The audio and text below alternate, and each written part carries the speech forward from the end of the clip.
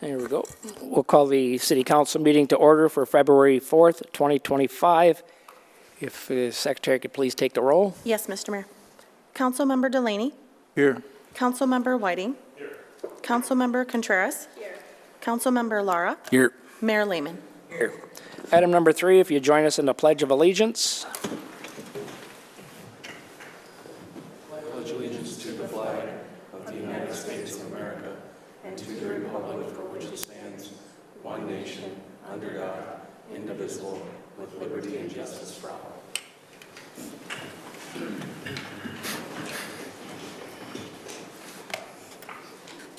Item number 4, approval of the agenda. Is there any changes to our agenda? Nothing from staff, sir. From Council? Mr. Lara? I'd like to make a motion to change 10C to consent. Point, we're just approving the agenda. I'll make a motion to approve the agenda. Second. Second by Mr. Whiting. Discussion on the motion? Discussion? Seeing none, all in favor say aye. Aye. Aye. Opposed? Motion passes. Item number 5, consent agenda. Mr. Councilor Lara. Now I'd like to make a motion to change 10C to moved under consent. 10C to consent. I'll second that. That's consensus of council is okay with moving that? Yes. Okay. All right, 10C will be on the consent agenda. Any changes to the consent agenda from staff? No, sir. Any other changes of the consent agenda by council members? When you want to add or remove something from consent, it doesn't take a motion. It takes to remove it does, to take. I'm wondering where the minutes are. January 21st, did I miss something or did we miss something? We're still working on preparing those minutes. They'll be at the next meeting. Okay, thanks. Okay, anything else to change on the consent agenda? So one item has been added. What's the wishes of council? He did second it. Motion to put something on consent, not to approve the consent agenda. I'll make a motion to approve the amended consent. agenda. Is there a second? Second. Okay, Mr. Reynolds, you want to read the consent agenda, please? Yes, sir. These are the consent agenda items for Tuesday, February 4th of 2025. 5A declares property and one vehicle as surplus property. 5B are LED lighting upgrades. 5C approves a special event permit and a temporary liquor license for the Shakopee Chamber and Visitors Bureau. 5D approves plans and authorizes bidding for the Stagecoach Road Improvement Project. 5E approves plans and authorizes bidding for the 2025 Pavement Rehabilitation Project. 5F accepts a proposal from Kimley Horn and Associations Incorporated for design services for the Old Carriage Court corridor improvements. 5G approves a proposal from CTI for upgrades to council chamber broadcast equipment. 5H is a FEMA staffing for adequate fire and safety emergency response program grant application. 5I is the Department of Energy's Energy Efficiency and Conservation Block Grant Award. 5J approves plans and authorizes biddings for the 2025 SCADA System Expansion Project. 5K is a fee schedule modification. 5L is a cooperative agreement with Scott County for the construction and maintenance of a roundabout at the County Highway 79 and 78 intersection. 5M hires the Community Outreach Coordinator position at grade 160, step 4. 5N approves a gambling premise permit for the Shakopee Trap Club. 5O approves a gambling premises permit for AMVETS Post 1. And the amended agenda now includes 10C, which amends the Shakopee City Code by adding Section 130.23 prohibiting camping on city-owned property and street right-of-way. Thank you, Mr. Reynolds. We do have a motion and a second to approve the consent agenda as modified. Is there any discussion on the motion? Discussion on the motion. Seeing none, all in favor say aye. Aye. Opposed? Motion passes. Item number 6, public comment. If there's anybody in the audience that'd like to address the city council on an item that is not on our agenda, now would be that time. Table right here. Come on forward to the table and chair. And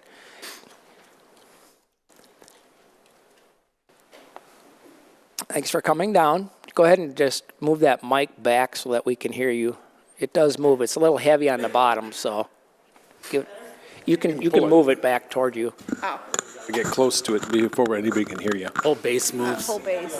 There you go. Ah, there we go.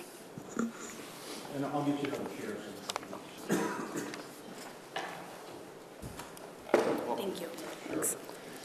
And if we can get your names and addresses, that'd be great. Kayla Dornfeld, 5262 Eagle Creek Boulevard, Shakopee. And Tiffany Klingenberg, 5250 Eagle Creek Boulevard. Well, thanks for coming. We'd love to hear your comments. Go ahead. So we have a homeowners association that's used just solely to maintain a shared hill for snow removal maintenance. And there is a lot of drama within the association, and there's no money in the association, and so we're trying to see if there's options that we could look at to have the city take care of the road since it's owned by the city. And I'd like to add, it's an unofficial association that we kind of inherited from moving into the neighborhood. Yeah. What do you mean by unofficial association? There's no nothing. documentation that's been filed on the association All that we can find. Yeah, all we've been told is that the city disowned us and they don't maintain our street. There's no street lights, there's no plowing, they don't maintain anything. Yeah. Okay. Let me, It was, from what we understand is Dave Saza had created this back in 1993. And he went around and tried to have the homeowners at the time sign something, but I can't find anything where he actually filed it with the city. okay. Now, at this point, we don't take actions per policy, but we do allow council members and staff to ask clarifying questions. Mr. Whiting? Yeah, I would like to see if staff knows of the area that we're talking about. Thank you, Mayor and Council. Yeah, I'm aware of the area. I think it's Dean Lakes Road that goes down the gravel hill. Yes. It's not a gravel road, it's tar, though. Sure. The hill is, yeah. Yeah. Is that the extent of what we know of that? Is that a private? Yes, it's a private road from the city's perspective. We don't maintain, there's no city utilities within the area as well. Okay. I'm trying to figure out where exactly this road is. Mr. Mayor, it's along County Road 16, east of County Road 83. There's the frontage road, Eagle Creek Boulevard, that was constructed when the county reconstructed Eagle Creek. There's a private roadway that goes down the hill towards Dean's Lake. Okay. And there's private roads that front Dean's Lake on the south side of the lake. Okay. Yeah, there's some houses on the bottom of that hill. That's correct. There's Okay. 10 houses down there. Yep. Okay. I guess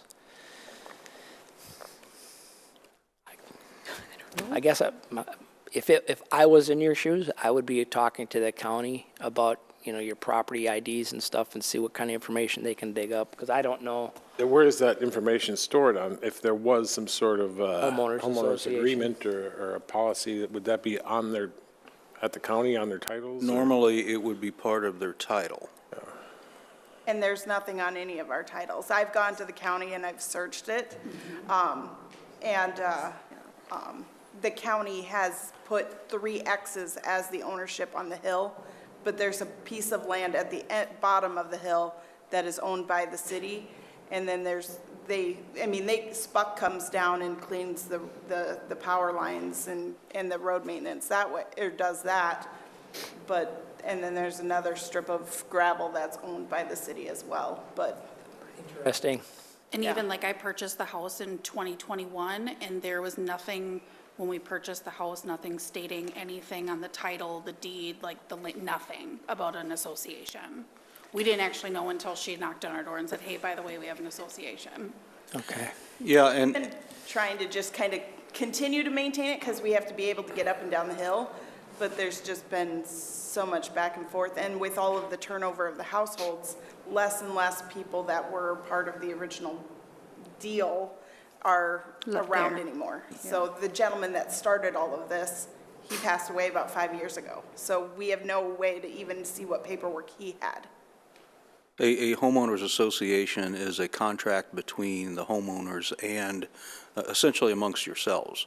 The city, with a normal homeowners association, would have nothing to do with it. Also, when it comes to a private road, if it's not a city road, the city does not have anything to do, and we have a lot of community, unfortunately, at a time period, we allowed developers to build private roads, and this is exactly the problem that happens. We've had residents come before asking us to take over the road systems in their particular developments. The problem is those roads are probably not made to specs, to city specs. And with every other road in the community, community taxes have been used to keep those roads in workable condition. Private roads have not. And so we've never taken over a private road and made it a city road.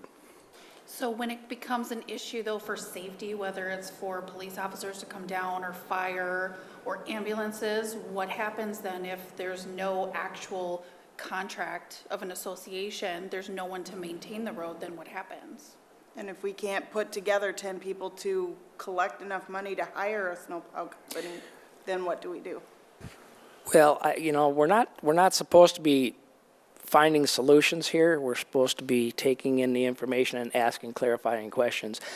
Well, I wanted to make sure that they Absolutely. were aware of. And we are aware of that, or we kind of are, and we're just trying to find a solution here because we Or get pointed in the right direction to Yep. get to a. I would seek legal counsel somewhere. Yep. And does staff have both of your contact information? Do they have it? Make sure you have that. Mr. Whiting? I was just curious, do your properties have utilities, sewer and water? We have septic and well. Okay. But they do have electricity We do have gas. electricity, yeah, from the utility. and Yeah, gas. public gas use, and all yeah. that. Spuck is who our electric is all through. You're not the only unique situation in the city of Shakopee. Over the years, I've learned some unique situations in especially old Shakopee. Shared sewers, buildings on over property Septic lines, tank all under the kinds of garage. stuff. Yeah. Things were a lot different back in the late 1800s, early 1900s. I was just I- curious. I know that, I suppose technically all your neighbors could join together and petition the city for an improvement, but you'd be waiving all the appeals to any assessments for them improvements, which you'd be paying for them improvements. That was my next question, is that would be the process Right. of moving that into a city road, and then we'd probably Right. only do that when utilities would be moved into the areas, my thought. Possibly, but I don't know that it's available on 16. I don't know where we're at on that. But that's a whole nother process that you would have to look into and talk to staff. Don't know, was it always a private road?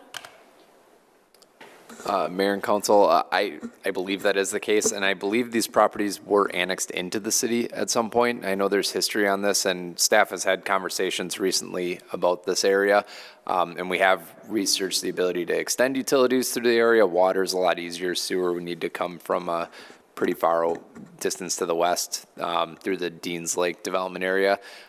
So it's something that would be challenging to serve the area with sewer and very expensive. But it's certainly something that we have discussed as staff, and we can continue to do more research and bring it back to council. And I think that was Eagle Creek Township back in the day when it was annexed in. Okay.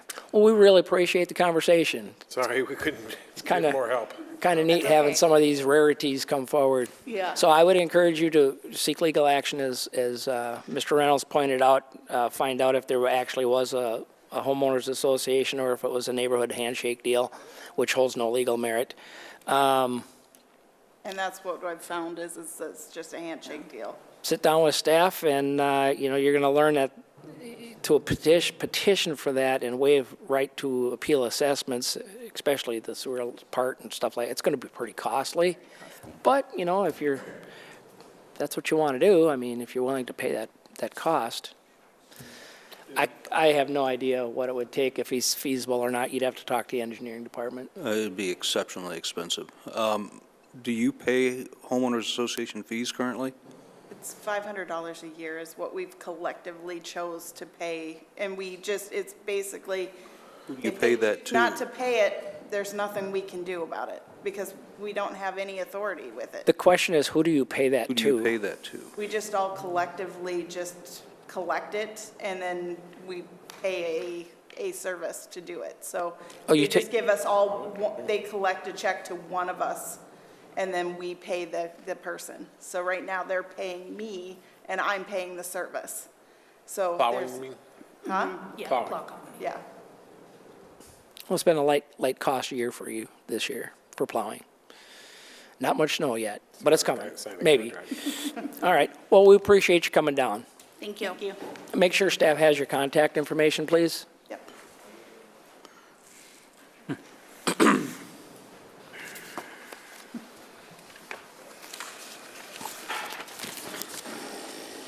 Is there anybody else in the audience that would like to come forward and talk to city council on an item not on the agenda? Hi. Hi, a I'm seat. Alex Averill. I live at 395 Columbine Lane. I just had a quick question about, with all the tree cutting, is there a plan to do more tree replanting this summer? Yes. Is there someone I could reach out to about that, just to learn a little bit more? I looked on the website and didn't find much info.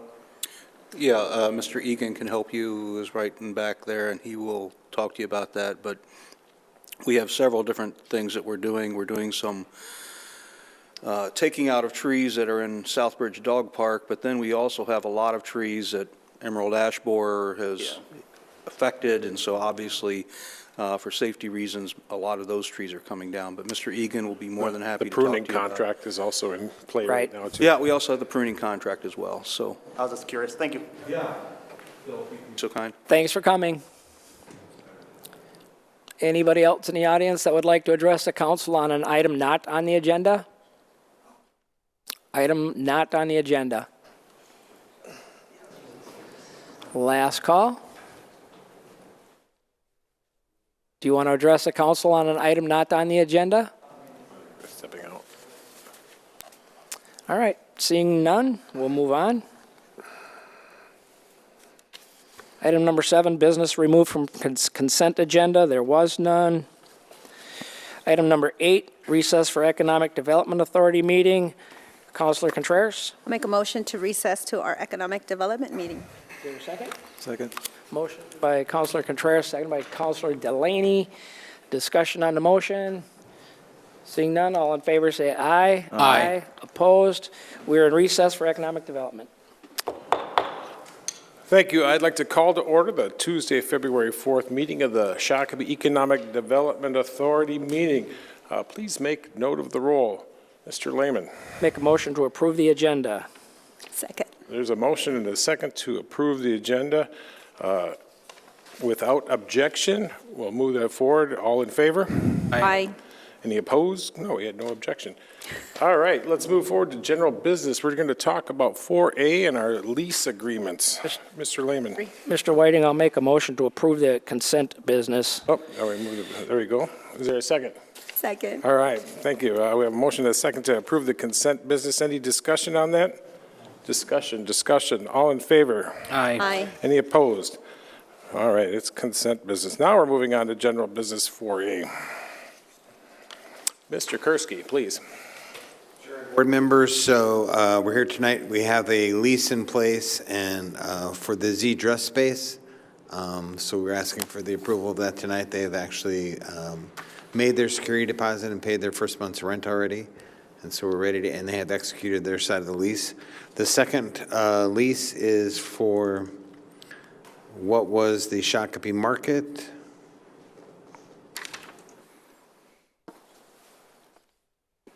Get this to work. Yummy Bites. So it's for a group called Yummy Bites. They're out of Minneapolis, and they're a coffee and treat store. We're proposing a 5-year lease with an option for another 5 years at $18 a square foot with a 50% increase every year thereafter. February and March would be rent-free as they prepare the space. They would need to do architectural plans, use our tenant, plumber, and mechanical contractor, and then the EDA would install the signage on the front and back. This is some of their products, so we think it's going to be a great addition to downtown, another kind of more active space than the one that was in there before. They have a really great reputation. Actually, Tim Zunker from the Chamber has been there for meetings. They have really good reviews online. And the owners are here tonight. They brought some treats with them, and I think they'd be happy to answer any questions. Questions of staff? I might have one. Any chances, it looks like it's a specialty, Yummy and Treats. Any chances of having any sweetbread? Sweetbread, like a panaderia? Why don't you come join us up here? We do have a lot of wheat bread, actually. We brought some samples for y'all to try to. Fresh, I made it this morning. Please feel free to approach. Don't be shy. We're so shy. Oh my God. Yeah, just describe them, yeah. Pistachio. And they're cooked with cow butter and ghee.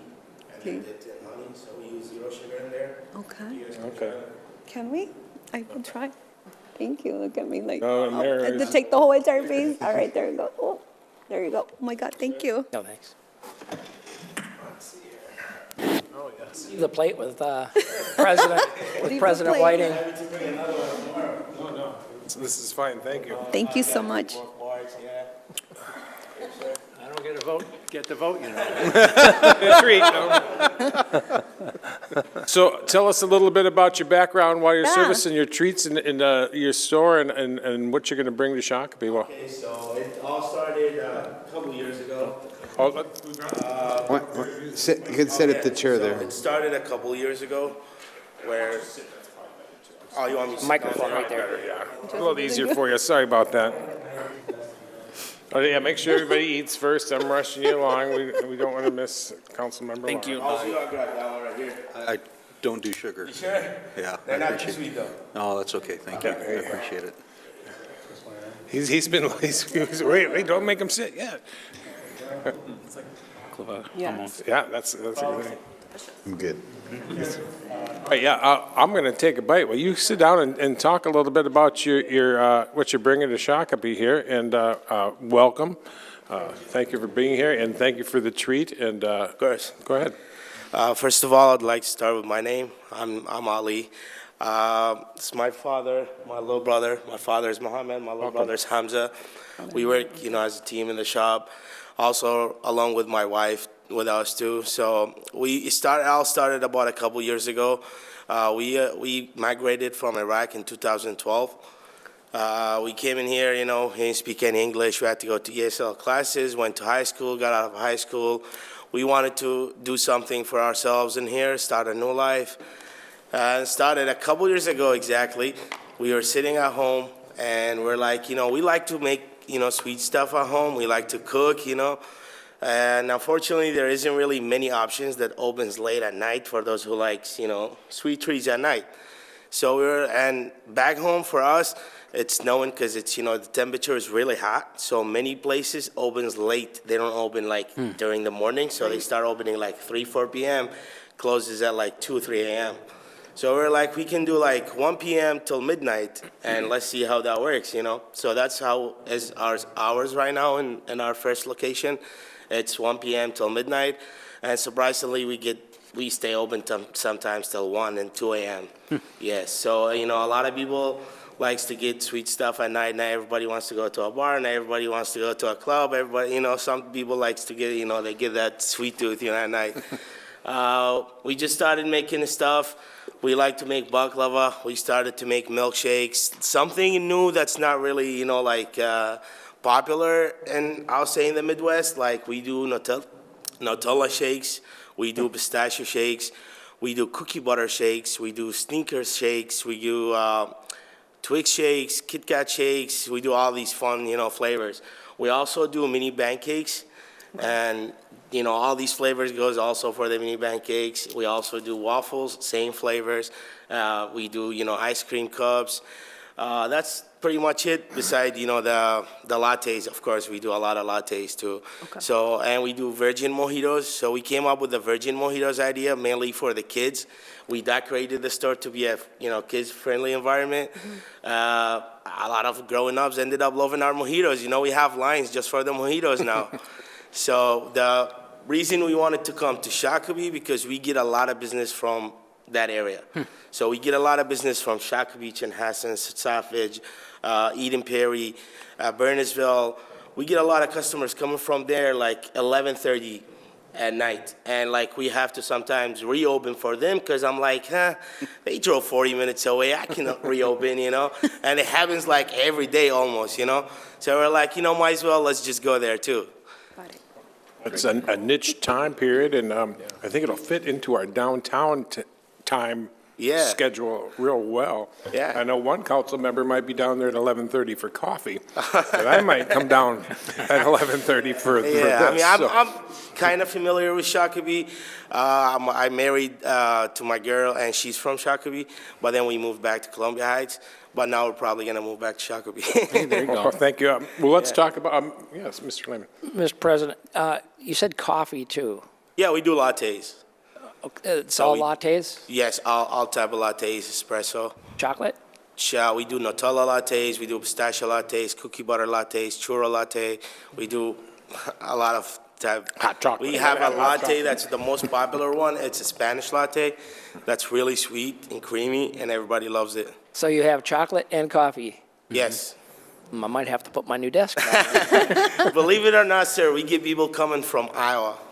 You said Snickers too, and he Yes. likes that one too, so. Yes, and business was really busy at this location, and it's really small that we had to get our own security to manage, like, you know, traffic outside. Wow. Well, Yes. well, let's talk about your business, and we'll move on. Thank you for your treats. Yeah, of and, course. Thank you, Any sir. other questions of the, yes? What part of Iraq were you from? Iraq. What part? What bark? We're from, my father is from Diyala, but we were born and raised in Baghdad until 2008. Got it. We had to migrate to Syria when it was, you know, in a stable condition back Yep. then. Yep. And we had to stay there, you know, like in a, you know, like immigration camp pretty much for 5 years. And the last year was actually another war in Syria, so we had, you know, really bad experience until, you know, finally we were migrated to America in 2012. Well, welcome. Thank you. Appreciate it. All right, thanks, Mr. Kursky. Where are we at? Any other questions of staff on this project? There's two points to this. There's the dress shop, Yes. which is one portion, and they were the same tenants that were in that space before. Or let me read. That's the same. Mr. President? Yeah. Mr. Kursky, the annual rent differences, are the spaces different? Yes. Okay, size-wise. All right. Any other questions?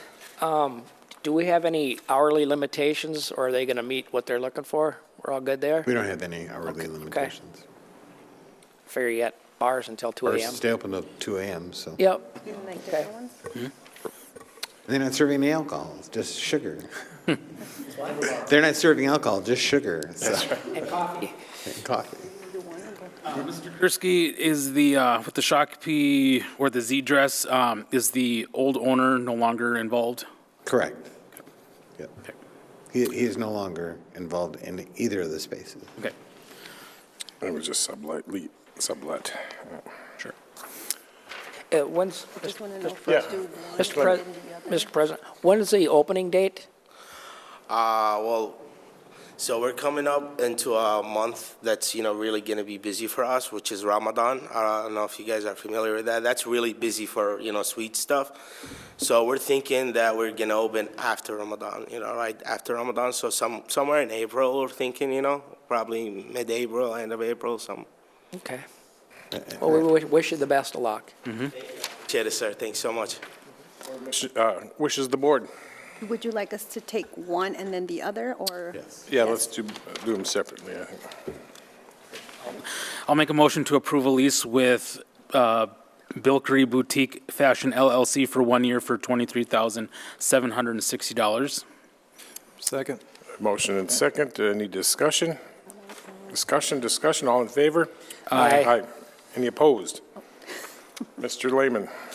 Mr. President, I'll make a motion to approve a lease with Yummy Bites for 5 years with a starting annual rent of $39,060 with 1 month free rent and an annual rent increase of 50 cents per square foot thereafter, with an option to renew for 5 years. Second. A motion and a second on the floor. Any discussion? Discussion. All those in favor say aye. Aye. Any opposed? Welcome to Shakopee. Thank you. We'll see you in April. That's right. Sure, please come up to the microphone, if you will. Yeah, thank you, ladies and gentlemen. Thank you very much. Yeah, it's okay. Well, just tell us your name. محمد. Mohammed. فرصة جميلة أن التقيت بهم. It's nice to see you guys first. يسألوني بالعراق وبالدول العربية وأكثر أصدقائي ليش أمريكا عظيمة والدولة الأولى بالعالم؟ He always get that question asked from people that still lives back home. Why did he choose to come to America, and why is everybody think America is great? Yeah, what جوابي the answer His answer is always, مو بالقنابل النووية ولا بالصواريخ.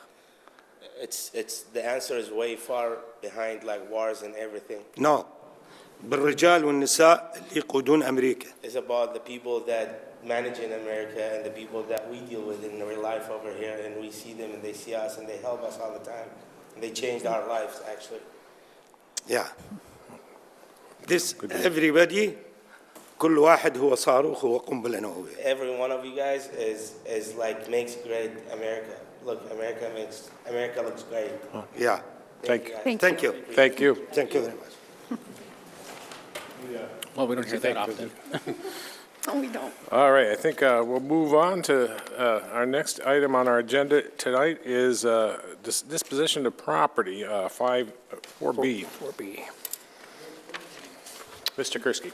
Chair and board members, so this is the West End Land Development. So if you remember, city has since sold off this piece here. This is where there's a townhome project under construction, and this is the rehab clinic and doggy doos is over here.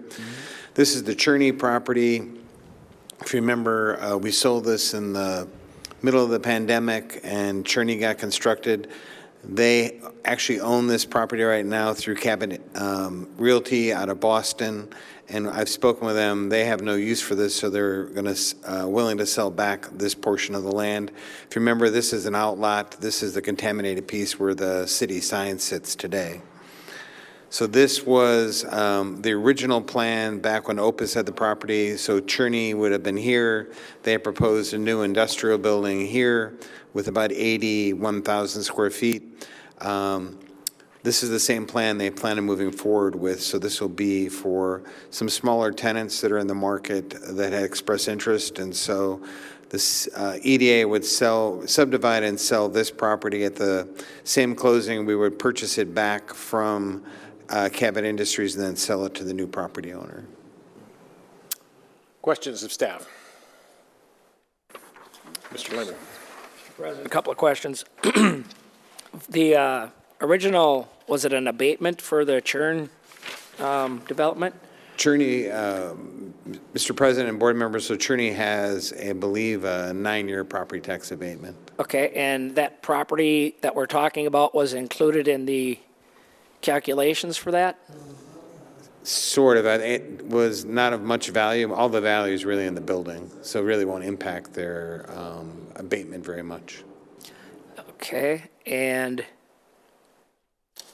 4 acres, I got prime location, all new utilities. I gotta think that per acre has got to be $175,000 an acre. okay, and the sale, the dollars from the sale will go where?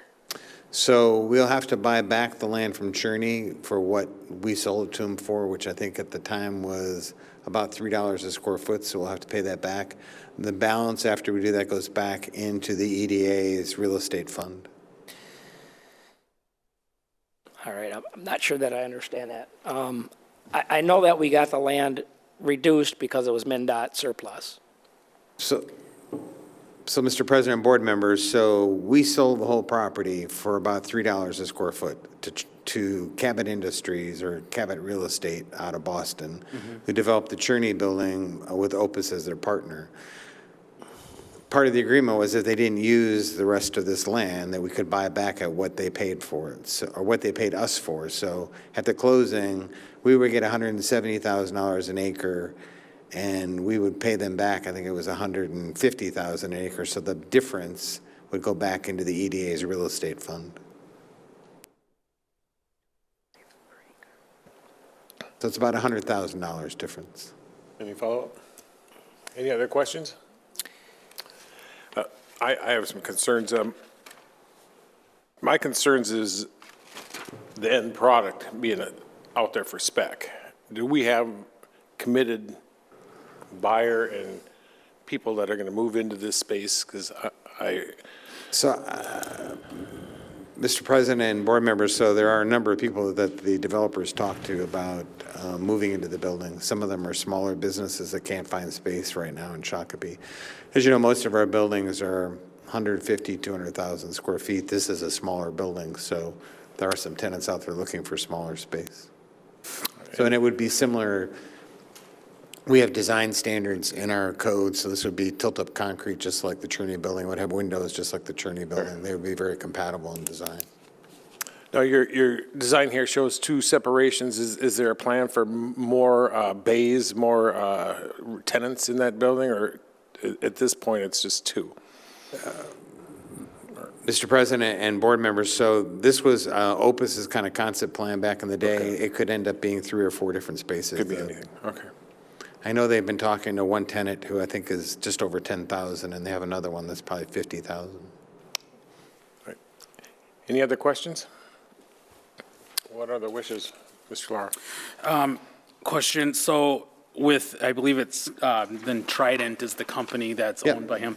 So have prices been negotiated with him in terms of, like, is he expecting to purchase that at a certain price, or is he purchasing at a market rate, or? So this market rate, I mean, is about $175,000 an acre right now.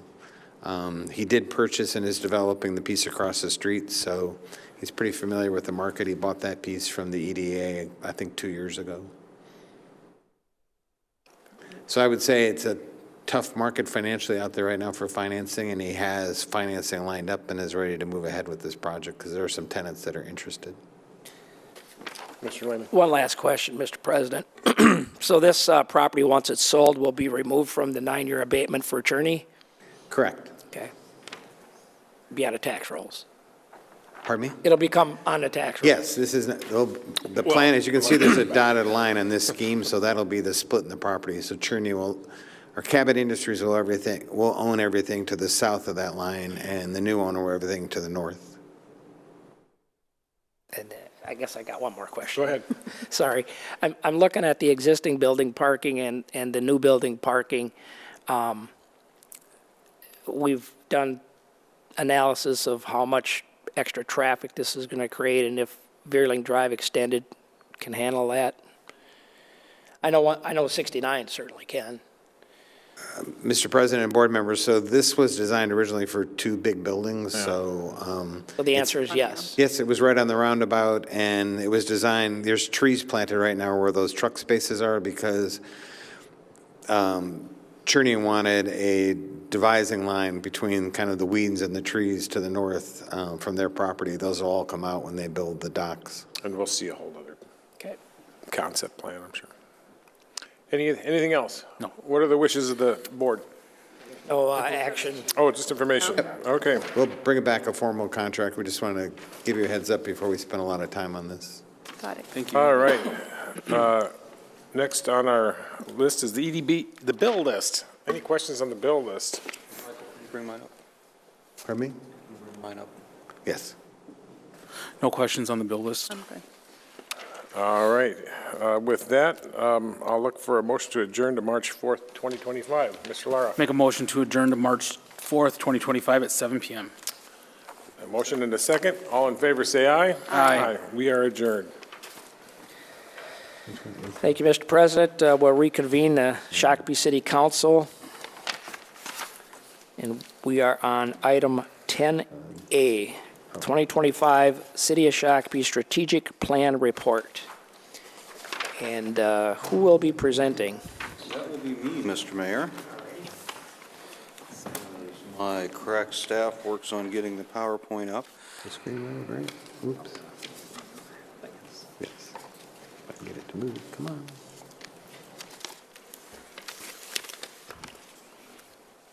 There you go. All right, thank you.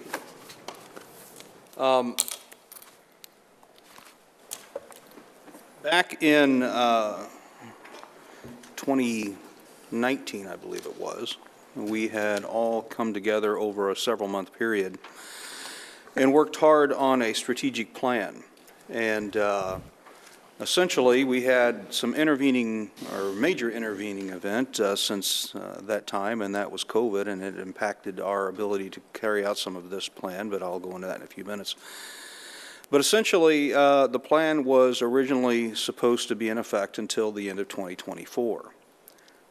Because of the loss of about a year and a half, if you will, it's my intent to continue to move and address the areas that we have yet to address in this plan, because I think they all are of value. And some of them are currently in motion and will be done in the relative near future as well. One we haven't touched at all, and I'll talk a little bit about that when it comes up. Next slide, please. Oh, wait a minute, I've got it right here. Hey. So what is a strategic plan? It essentially takes our big idea plans, if you will, our aspirational plans, such as our comprehensive plan and our parks master plans, both of which, by the way, had extensive amount of work and an extensive amount of public input to both of those, and both of also, I have to say, are award-winning plans as well. And it essentially, it takes those ideas and it tries to put us in a position to make those things happen, or at least a portion of that. It essentially is direction from all of council, is that this ultimately will be essentially your big guiding points for the next 4 years. And I think that's incredibly important, because that literally, you know, as staff members, it's difficult at times as we kind of get pulled by individual council members who have certain things that they want. And we understand that that's important, and we want to try to do as much as we can within those boundaries. But the reality is that we have to look at the council as a whole, and sometimes we don't get the guidance unless it's from something like a comprehensive plan. So the great thing about this is it was passed 5-0 and was pretty much a bedrock. This is what you will be working on in the future. This is a council plan, by the way. This is not a staff plan. This was developed by council as we worked through a facilitator that helped us through this process. And council came up with 4 different strategic priorities: financial stability, enhance community strengths, effective public services, and communication. Now, the very interesting thing is that the majority of these things are something that we've been working on for decades. But what we did was essentially put them into a plan and come up with strategic objectives out of the end of it. We also came up with our vision, mission, and values statement. And just as a reminder, our vision statement, which took some time to craft, by the way: Shakopee is a place where people want to be, a distinctive river town with a multitude of business, cultural, and recreational opportunities, and a safe, welcoming, and attractive environment for resident and visitors. There are a couple points of the vision statement that stand out to me. Obviously, one of the things that we found out from our park master plan and our comprehensive plan was the concept of us rediscovering the river. And that's why when we talk about a distinctive river town, actually in our vision statement, it kind of brings that forward and is an anchoring point for the community, and say, yes, we are a river town. The other thing is that it recognizes that we're an entertainment town. That's what we do, and we're getting our 5th crown jewel coming up here with the amphitheater before too much longer. And we want to be safe, welcoming, and an attractive environment for residents and visitors. By the way, 2024 was our lowest crime rate ever. So we're continuing to be safe and welcoming. Our mission is to deliver high-quality services essential to maintaining a safe and a sustainable community.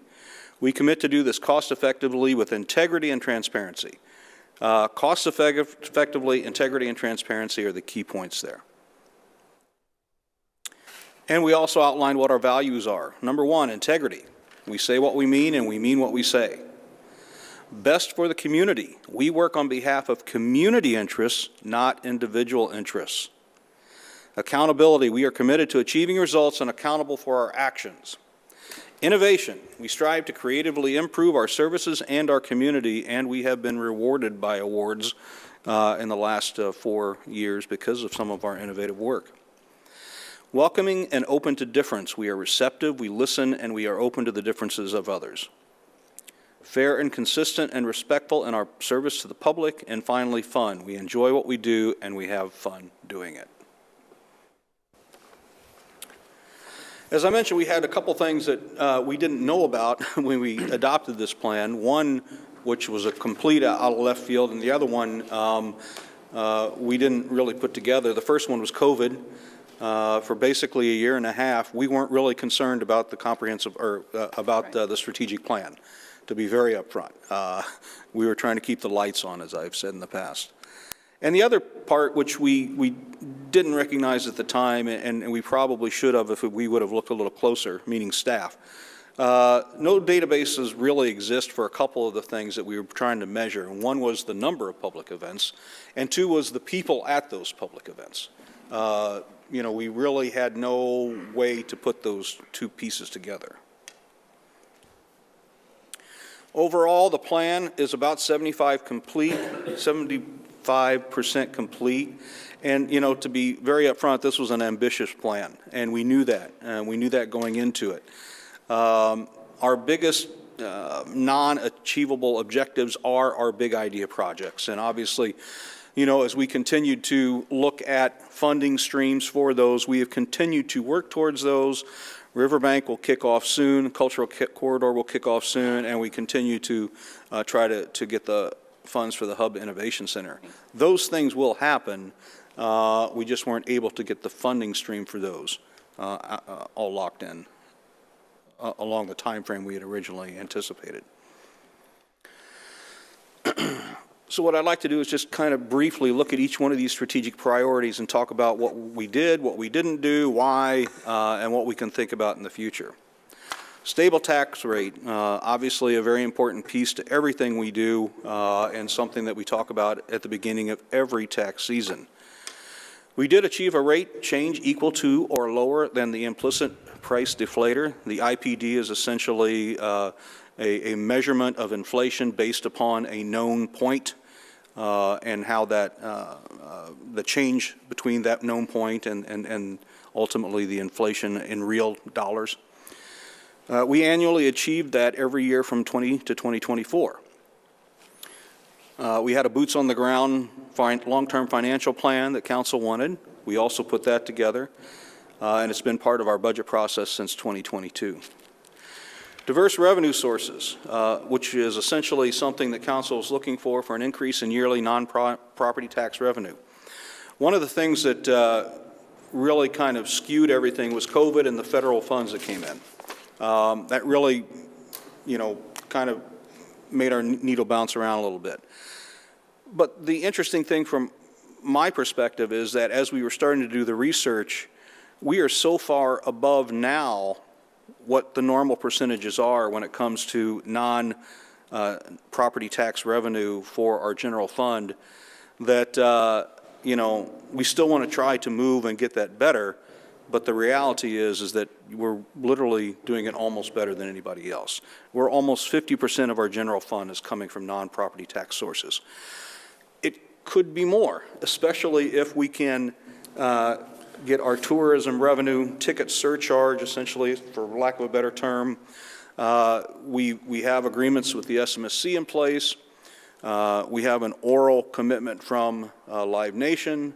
My hope is that we can go to some of our other organizations and try to get them to agree to help us out in this regards, because we don't have the political will to make it happen, frankly. Not here, just from the State House. Ensure adequate funding of the CIP. This is kind of, yes, we achieved 50% of high priority projects by 2024. However, you know, we didn't move those big ideas. And I think that is the real, again, point that we look back and say, man, if we could have just got one of those done, that would have been something. And don't forget that we do have supplemental planning for street reconstruction and funding that would help in these areas too, that'll be coming back for your review in March. We did improve the 5-year CIP process and revamped it, and it has been revamped from the 2022 to the 2025 budget process.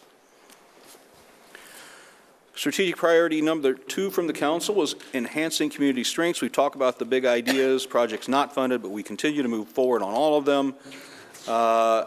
Enhance the quality of employment and jobs. A lot of great economic data, even during the pandemic that came out. We achieved a 10% increase. Actually, it was an 18.2% increase in the average median income by 2024. We did refine our business promotion and attraction process. We've actually done that twice since this plan was in place, and increased economic assistance to at least $28 an hour now. And we achieved an hourly wage of $41.23, more than the 26 that we looked at in 2024. Successfully maximize entertainment options for tourism and visitors. Because of COVID, our overnight stays in hotels, it still is having an impact. And so we did not reach those numbers. But the average daily rate, the ADR, did increase to over $100. It is actually at $104 now. Again, and we do know that we've had increase in public events and participation, both on the chamber side and on the city sponsorship side, as well as some other events that are going on. But we really have no way to measure that. So it's not like I can say we know that 1,000 more people have come than would have won otherwise. There is an interesting thing that the Chamber has really been working on. It's been exceptionally innovative, and they've been working on it now for several years, is their ability to track the data of visitors that come into the city and are at the events, and where they come from, what they spend their money on, and that's really changed the dynamic of what the Chamber is doing, what the tourism arm of the Chamber is doing, and we're seeing a lot of real impact from that, and I suspect that we will. They have a lot of data that we could borrow. They have an exceptional amount of data. Mr. Reynolds, I just wanted to point out that the information that the Chamber is gathering on visits is willingly offered by those that they're gathering it from. I think they're using some digital fencing too. They're Right. collecting it. Right. Fencing, which essentially is raw collection of data. Going to them sites willingly and clicking on it and getting information. Not digital fencing. Not with the geo, no. Their phone walks Tracking by. your It's GPS? It's on your phone. It's essentially taking the data on your phone and incorporating that with other people's data and bringing out a big target. It's not, no one's saying that, you know, I'm looking at Matt Lehman's information. It's the overall information that's coming in. Okay. Matt Lehman from Duluth was in Shakopee that day. You know. Yeah, there's a couple of us. There's one in Belle Plaine, too. Well, I'm just saying. Strategic priority number 3, effective public services. I'm very proud about this. Stable workforce. That was a real concern from council 4 years ago. And so we look to try to find ways to incorporate some stability in the organization. Part of that was a yearly turnover of 15% or lower. Average government turnover is 18%, by the way. We actually, if you don't achieve retirees, it's 6.4% that we had. That's excluding. That's excluding retirees. If you add retirees, then it's just under 10%. The other metric was 50% of internal candidates selected as supervisors. Actually, we had 60%. We conducted staffing studies in August of 22 and a fire department specific study in February of 24. And we established a comprehensive performance management plan in February of '21. All things that the council is looking for. We partially achieved a prioritized infrastructure plan and funding philosophy, and we did develop fully a 15-year CIP in 2023, and that has now been involved as part of our budget process every year since '23.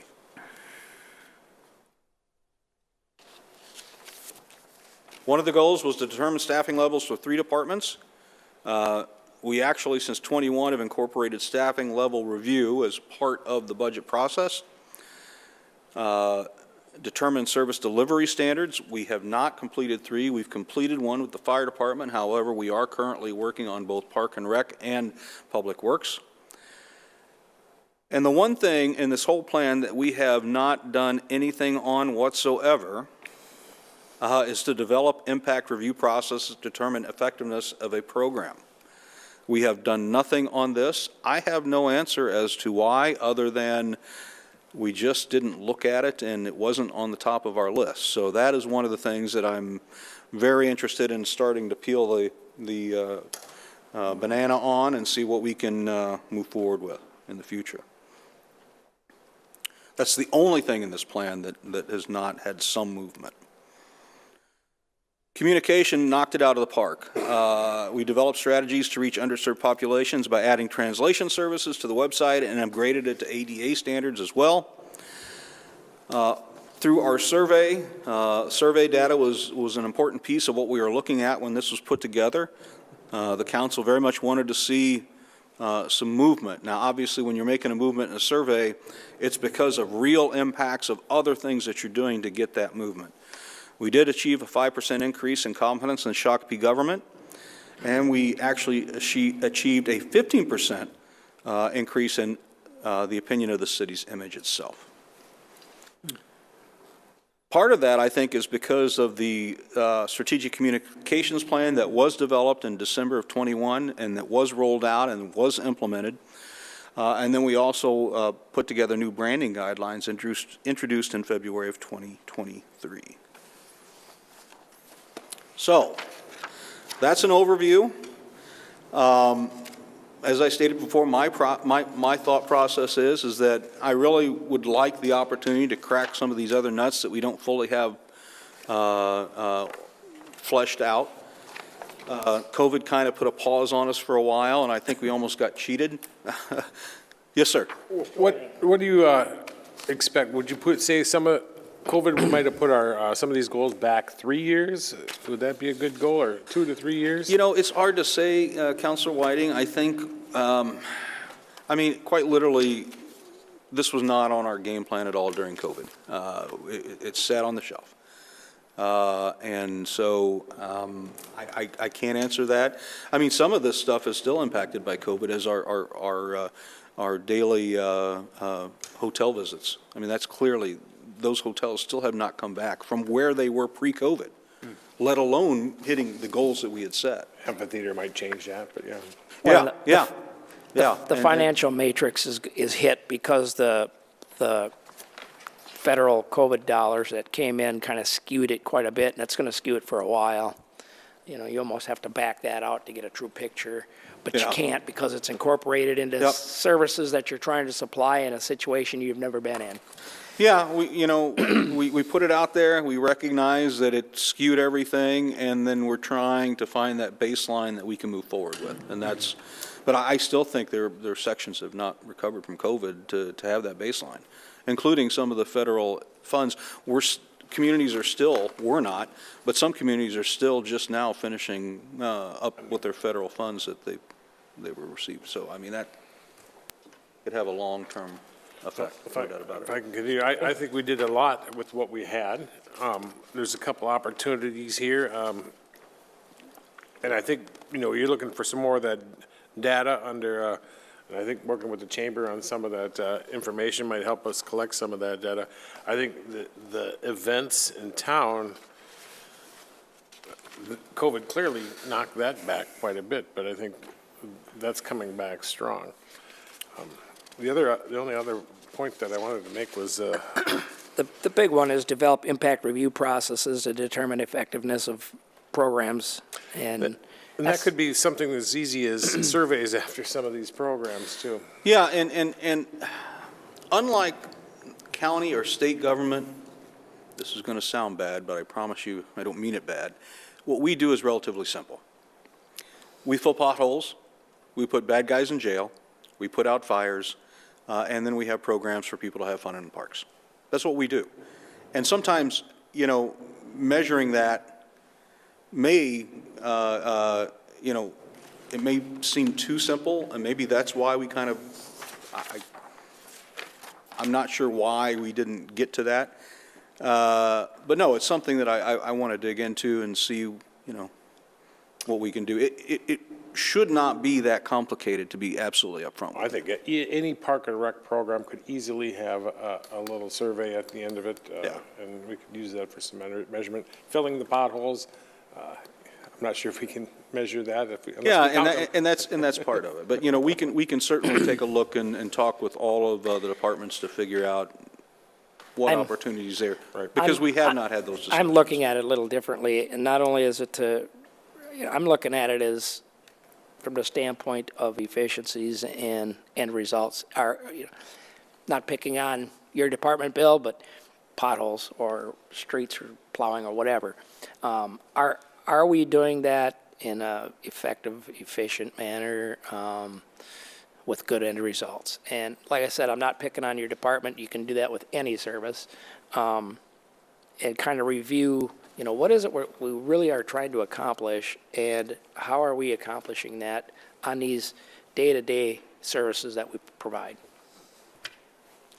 I don't know if that makes sense. It does, and you know, like I said, I'm really kind of chomping at the bit to try to work on this one, just because it's kind of was that outlier that, you know, I'm like, all right, we got to tackle this puppy. So.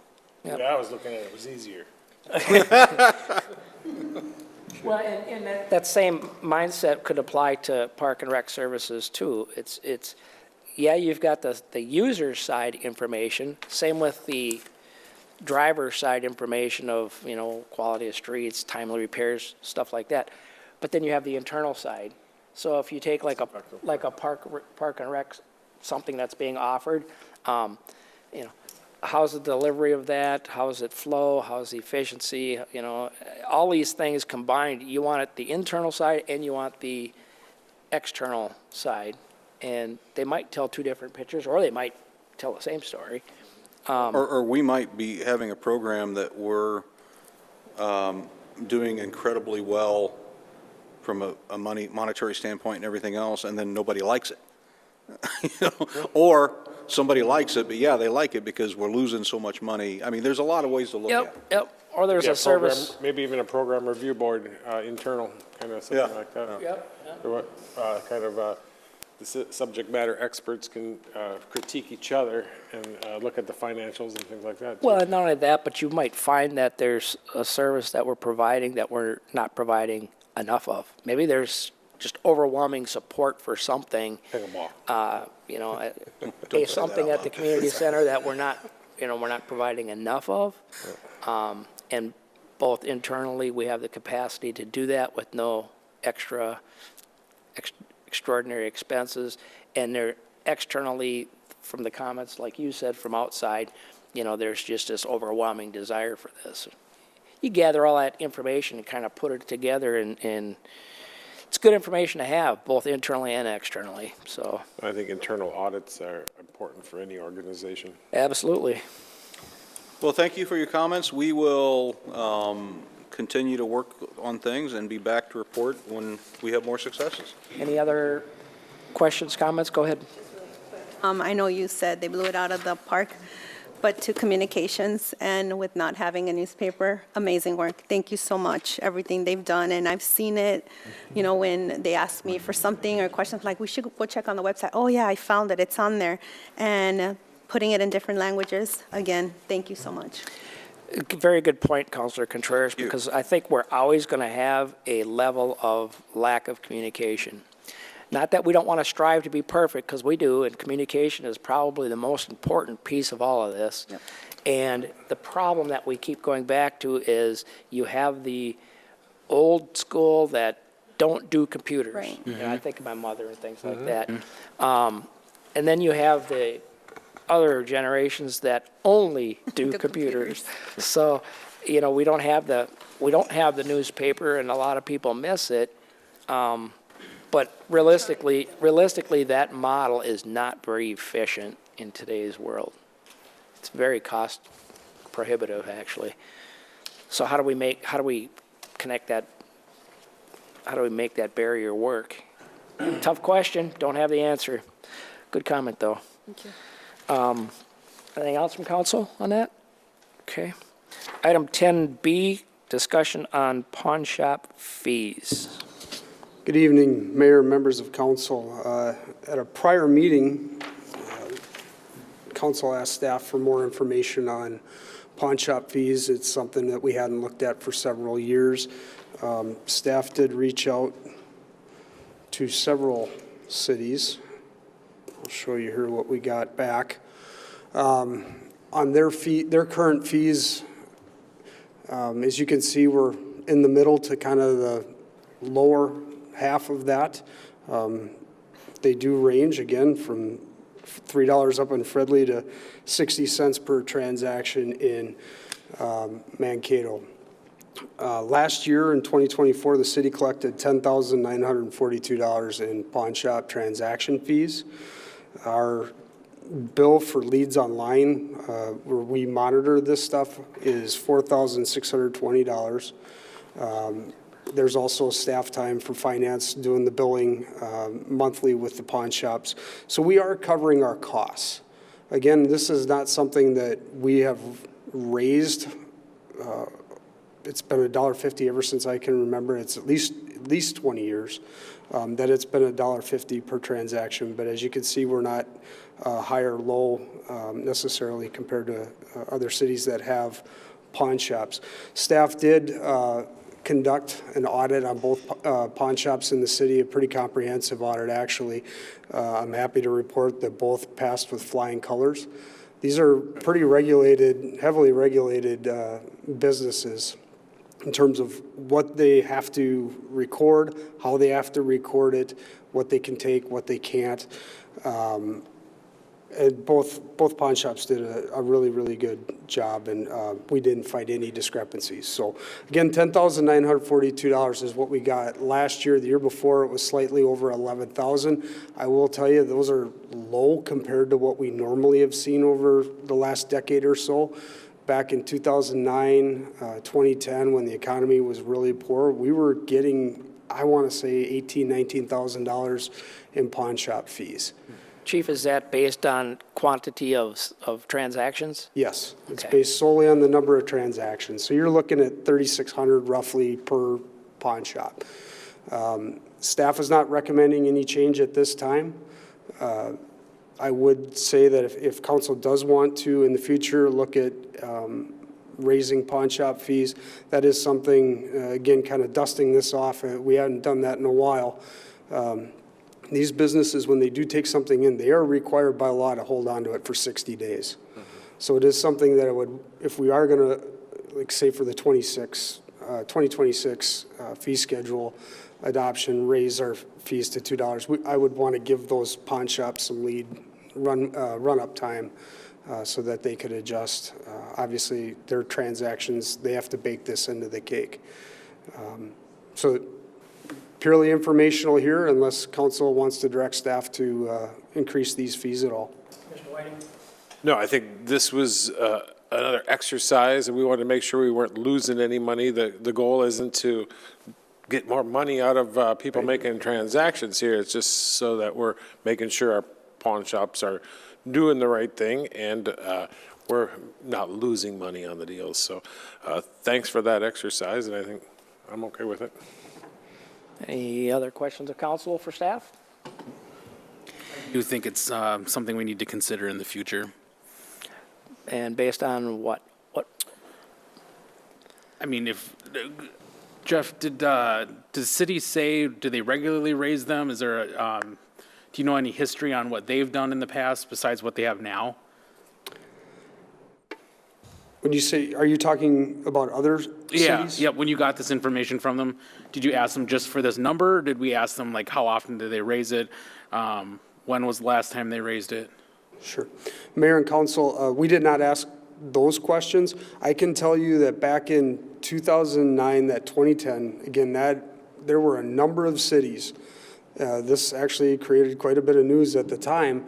We're looking at, the economy was what it was. Here's an opportunity from a revenue standpoint to increase fees a little bit. And Burnsville was one of them. I mean, Burnsville went very, very high, then they eliminated them. Now they're at $1.10. So it was when the economy was poor and there were a lot of pawn shop transactions at that time that several cities started looking at. That's really the last time I think I ever stood before council and talked about pawn shop fees. It was back in 2009, 2010. We had to kind of go through this same exercise. Was this going to be something we should look at? And I remember that slide I presented. We were right smack dab in the middle, and council elected to stay there. So, And we're still kind of there. Chief, I have a question for you. Councilor Lara, that answer your question? Yes, yep. Okay. Question I have is, do we use any technology specific to pawn shops? I'm thinking back to that 2010 discussion, and I think at the time there were some changes in state statute that required the pawn shops to do some kind of state electronic inventory or something like that. Mayor and council, that back then would have been the APS program that the city of Minneapolis ran. Right now, that was the LEADS online program that I said that was 4,000 something. Okay. Is what we get billed for that. So they are required to, everything from record everything, photo ID, government photo ID, all of that, any very, very detailed. They're even required to video the actual transaction and hold on to that video for 30 days. Okay. So that's all still happening. We are still in that system. These fees help offset our cost for that. Okay. Do you anticipate that system changing anytime soon? Mayor, that changed maybe 5-6 years ago, I want to say, and went away from APS to this program. And we're covering our cost? Absolutely, yes. Okay, very good. Any other questions for staff on this? I just wanted to say, I don't think we wanted to make this a moneymaker. These are fees that are, it's actually a sustainability. We're getting old stuff moved on to a new home, and sometimes the people buying them can't buy the new one. So. Okay, thank you, Chief. Thank you. All right, moving on to item 11A. 10C was on consent. 11A, discussion on e-bike, motorized bicycles, and foot scooters. This should be a good one. Hopefully. Go All ahead. right, good evening, Mayor and Council. Bringing a discussion in front of you on e-bikes, motorized bikes, and foot scooters. To some state statutes, just to differentiate between the three things. This is helpful. These are all things that we use to educate the public and help them try and understand the difference in these things. E-bikes, electric bikes. 2 or 3 wheels, has pedals attached that can power the bike by human propulsion. So they have to have pedals. If it's an e-bike, it's got to have pedals. Max 250 watt motor. There's 3 classes. They are allowed on trails and sidewalks. You do not need a permit or a license. You must be 15 years or older to operate. Stop. Yep. So when you say they're allowed on trails and sidewalks, that's by state statute 169.011? That is correct, Mayor. So if we didn't want them on sidewalks, we'd have to change state law. Well, you could, a city ordinance. Well, but our city ordinance, I don't know if it would. I'll get to the city ordinance in a little bit. This is just showing you the difference in classes. So like I said, there's 3 classes of e-bikes. Class 1 and Class 3 are pretty similar.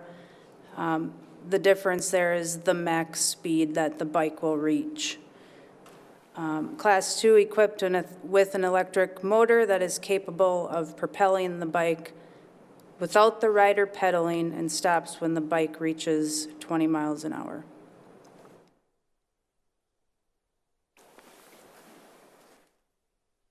And I'd just like to point out that we can enforce speed limits when it comes to e-bikes. They have a maximum speed that they'll reach depending on the class, but we can't enforce speed when it comes to, the riders. An e-bike does not meet the definition of a motor vehicle under the DWI statute.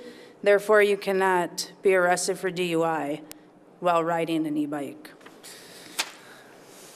And per statute, a person may operate an electric-assisted bicycle in the same manner as provided for operation of other bicycles. I think it's important to note that it seems to me that they're treated just like a bicycle. You can ride them on the sidewalks.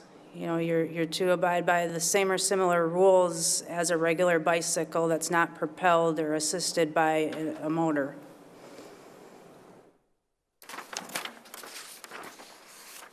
Moving on to motorized bicycles, think more of like a moped when we talk about motorized bicycles.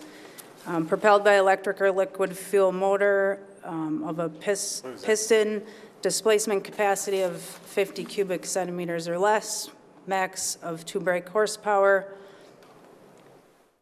can travel no more than 30 miles an hour on a flat surface with not more than 1% grade in any direction. And they have to be registered with the state as a moped. They can operate at night with proper lighting. They do not have pedals, so that's obviously makes them different than an electric bike. Headlights and tail lights are required. They're not allowed on trails or sidewalks. You have to have a DL or a motorized bike permit. And if you're under 18, you have to wear a helmet. Then you have the foot scooters. You see those. That's the ones where the kids are standing on them. They have handlebars. You can sit or stand on them. Powered by internal combustion engine. 12-inch wheels or smaller. Max speed of 15 miles an hour on a flat surface. Again, same rights and responsibilities as a bicycle rider. Cannot operate on a sidewalk. No passengers and at least 12 years old. Must wear a helmet under 18. Cities cannot prohibit or regulate motorized foot scooters on city streets, however, may prohibit on bike paths, lane, trail, or bikeway. Would those little, just the wheels that you stand on, have you seen the wide wheels? What are they called? Segways? Not a Segway, it's just a wheel. It's a motorized wheel, and it's kind of like a skateboard. Would that fall under this one? I don't think so, because it does not have handlebars. Okay.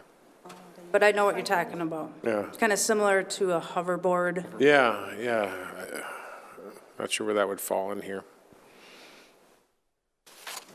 Just noting a section of our code that talks about ATVs, the definition there defines ATV as a trail bike, mini bike, moped, amphibious bike or vehicle, and similar devices other than snowmobiles.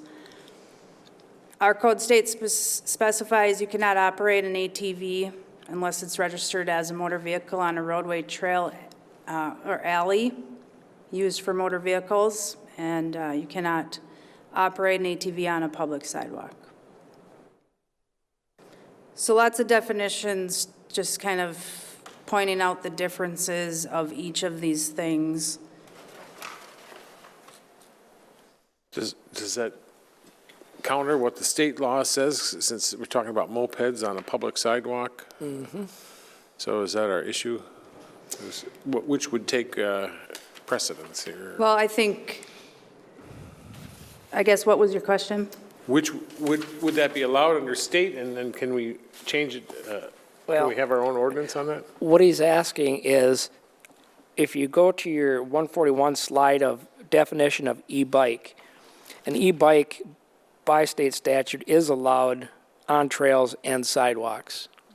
So if an e-bike is in violation of our city ordinance on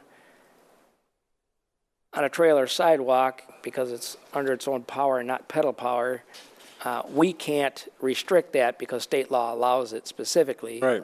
Because it has pedals, right? Correct. This is a complicated. And I think Little I conflict, think it's, you know, it would be extremely difficult to determine is this bike being propelled by the motor or by the pedals, right? Just a few other things to point out. You know, I don't think we're the only ones that have these questions. These questions are being asked by a lot of different cities. I've reached out to a number of different cities, trying to see if anyone has, you know, enacted any type of ordinance or any type of enforcement effort on these things, with not much luck. I think they're so new still that we're all learning. There's really no crash data surrounding these. You know, we haven't had an abundance of complaints, I think maybe 6 over the summer involving these, and typically it's kids driving fast. And I think also important to remember they're allowed on sidewalks. So you're walking down a sidewalk and an e-bike comes by you at 20 miles an hour. That seems very fast. But that's kind of what the few complaints that we've had, you know, surrounding the speed of them. Also, just to point out, we've done a ton of education through our SROs in the schools, the middle schools, the high schools. You know, the kids are the ones generating the complaints. So I think it's really important that we continue our efforts educating in the schools on all of the stuff we just talked about, the state law, you know, the safety of it, making sure these kids understand that the same rules apply on an e-bike as on your bicycle, whether it be yielding to vehicles, stopping at intersections, and those types of things. Mr. Whiting? Yeah, I think, you know, the e-bikes are a new thing and kind of cool, and they were really not my concern. You know, I had concerns more of, if you know what I'm talking about, the little pocket bikes where someone is really down low to the ground and they're on our city streets. No, they're No, smaller. it's actually a small little mini bike that okay. is probably a foot off the ground. Are you familiar with Like those? I am, yeah, and, you know, by statute, those should be registered with the state as a motor vehicle. And I don't think they have the lights, but to me, there's a safety concern because they're so low. Tiny. And they might not see around corners, or they might not see, and they're ridden on the streets in town. And When society had common sense, they used to have flags on the back of things like that. you know, that might be a simple fix for a city ordinance. You got to have a flag, but Well, when they're that low to the ground, you're not going to see them. No, right. you can't, don't. Councilor Contreras? Captain Pearson, I'm okay with all this, and I appreciate all the information. I know it doesn't cover it, but I'd like to see if maybe later we could talk about golf carts and minors on golf carts and, you know, doing the things that they do. So when you can, if you have a moment, I'd like to get educated on that. We have a city ordinance on We golf do. course They should be cars. permitted, you know, they should be under permits, right, if I'm not mistaken? Correct, yep, but- they should be permitted, and we approve the routes and things of that nature. And I would be happy to put something together, and we can have a discussion, you know, on golf carts. Is there a way of knowing if they are permitted, or if they have one, or how do we know? Like, We as keep a- those records. Okay. I think Councilor Contreras is asking about people driving golf carts 15 years old or so? Or younger. Or younger? They don't reach, you can see them, they're What's tiny. are you allowed currently with a permit to drive a golf cart on these approved routes at the age of 15? To be honest, I would need probably some time to look into it. I don't know off the top of my head what the age restrictions are and things of that nature. I know when we give them a permit, we give them a physical permit, and they have to put it on the golf cart itself. I guess Now, that- what the age requirements and things like that are of a golf cart, that's something that I can certainly look into and come back to you with And that. Counselor Contreras, we can direct staff to just email that information out to us. And if you don't like it, then bring it up and we'll change it. Perfect. And I think one of the reality is, I've talked about it in my neighborhood, you know, I'll be doing yard work or something, and there'll be a vehicle going down the road that clearly should not be on the streets. The reality is by the time I get to my phone and you know, they're already gone. Right. And, you know, the other piece of it is like, well, I'm not going to call, Right. you know, in. So enforcement is always, you know, you literally have to be right there and catch them in order to get some enforcement. And that's very, very difficult. I guess my question is like, when you say you approve the routes on sidewalks, right, routes on streets, routes on what? For golf Sidewalks. courses, For on the- streets. Well, I know, but Streets. it's like they're usually on sidewalks. That's my thing. I'm And not sure they're supposed to be on In sidewalks. order to get a permit for the golf cart, you have to be 18. So the young children, Maybe that's something we can review again and take a look at. I'd like to. Yeah, I would like more information on it. Okay. Any other questions on the scooters? I think, well, I'll let council go first. Anybody, any more questions on staff? No, I think we answered some questions. I didn't think they were allowed on the city sidewalks, and we find out that they aren't, but they Some are. are, some aren't. But, so that's a good information to have. And then the other thing is these little things that we can't see, that we don't have an ordinance, we can't enforce it, and we don't have enough I'm smart trying parents. to make some kind of sense out of this. I'm gonna get in trouble, but I'm gonna say, make some sense out of this mess that the state has so graciously thrust upon us. Please correct me wherever I go wrong, which is often. If it has pedals, operational pedals, whether it has a electric assist or a gas assist, it's allowed on the sidewalks. yes, sir. Okay? So I'm trying to break this down. Not by city. I'm trying to break it down. If it doesn't have pedals, then it's not allowed on sidewalks. Correct. Okay? And which ones can you drive drunk and not drive drunk? The pedal ones. Neither of them meet the definition of a motor vehicle under the DUI statutes. Okay? So, An invitation. No. There are other things that you might be cited for. Well, Yeah. the reason I ask is because we've all seen people getting pulled over for DWI on TV or whatever on a lawn tractor. I want to see them keep it up. And that's obviously not a motor vehicle either. I think, I mean, like I said, I think this stuff is still so new that with time, some of this is going to change. You know, there's rumors of legislation coming and being talked about and things like that. It's just not here yet. Okay. And I think it's going to, with time, we're going to see things kind of expand, and it's just so new. All right. Well, we appreciate your presentation, Mr. Whiting. Yeah, last word, I brought this up because I don't want to have to talk about this after an event, you know. I want to at least have this Right. conversation,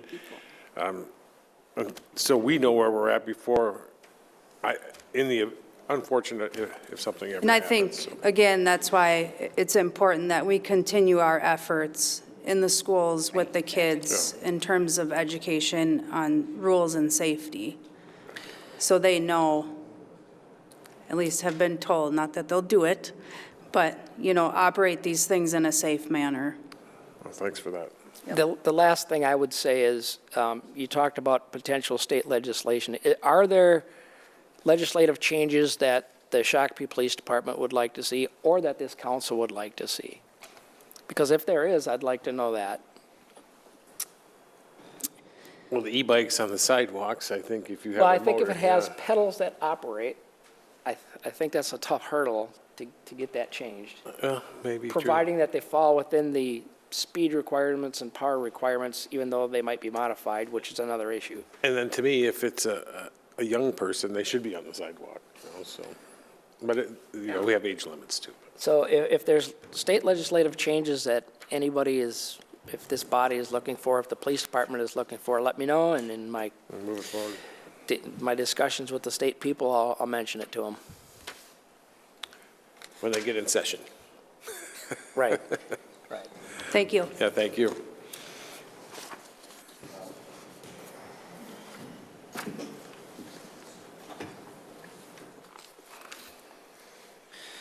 Okay, thank you for that report. Item number 12, liaison and administration reports, and I think we started over here, now we're over here. Sure. Let's see, last week on the 27th, school board meeting, full house. I don't know if you've seen online, there was discussion about modifying the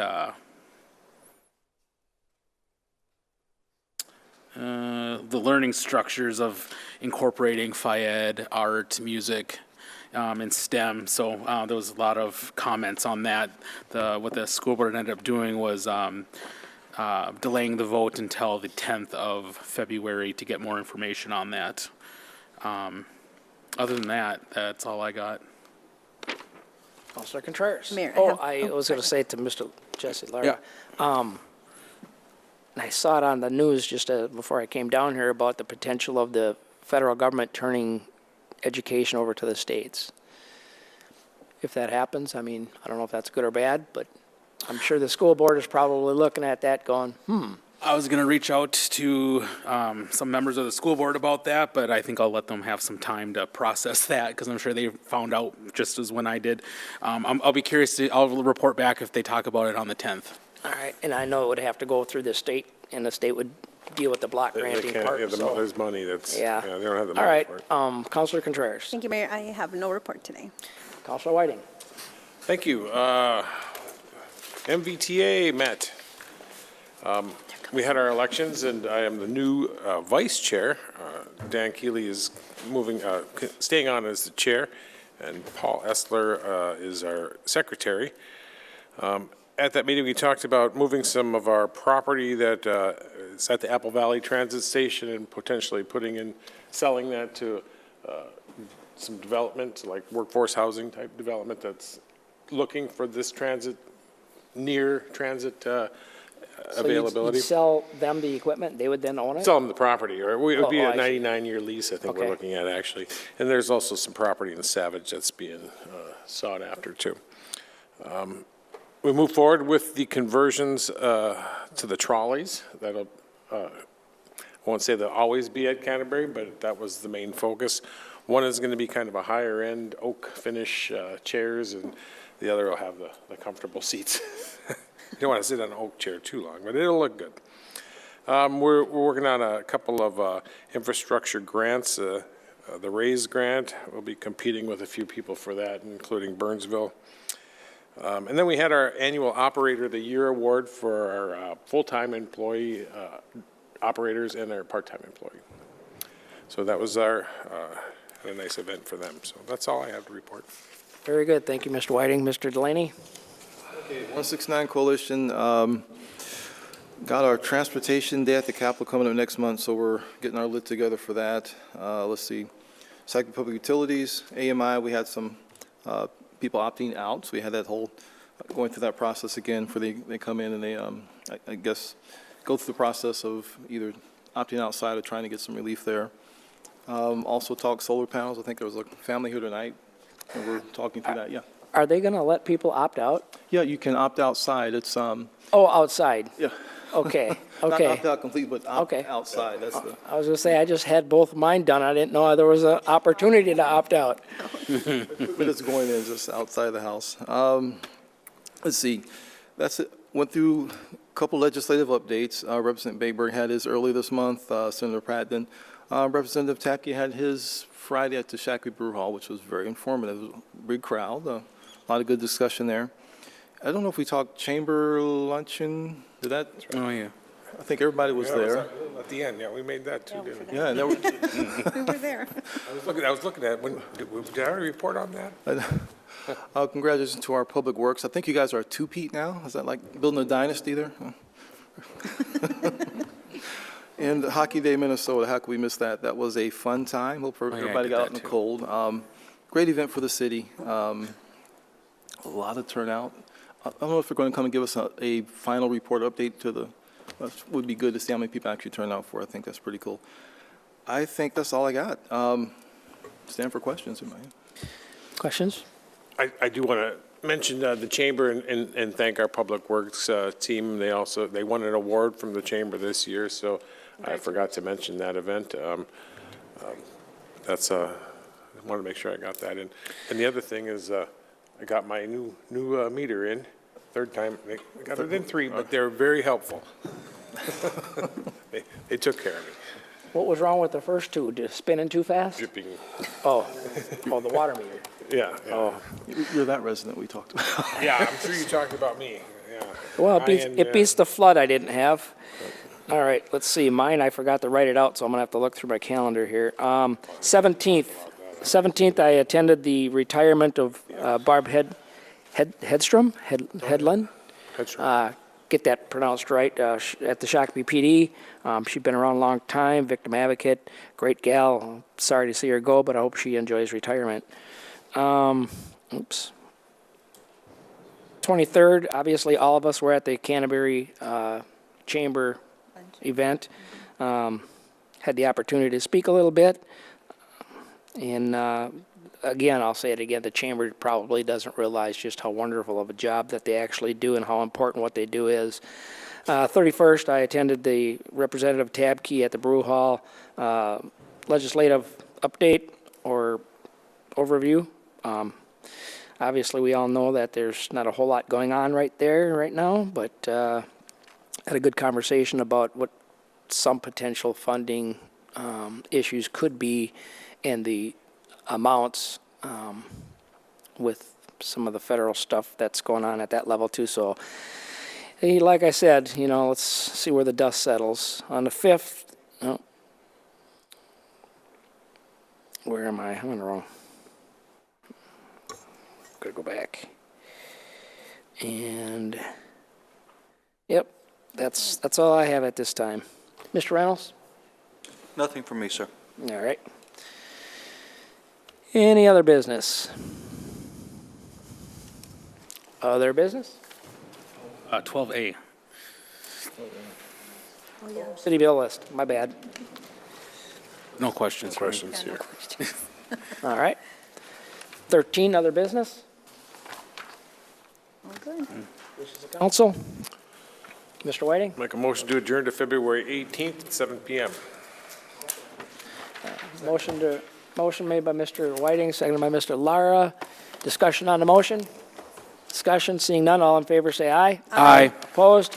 We're adjourned.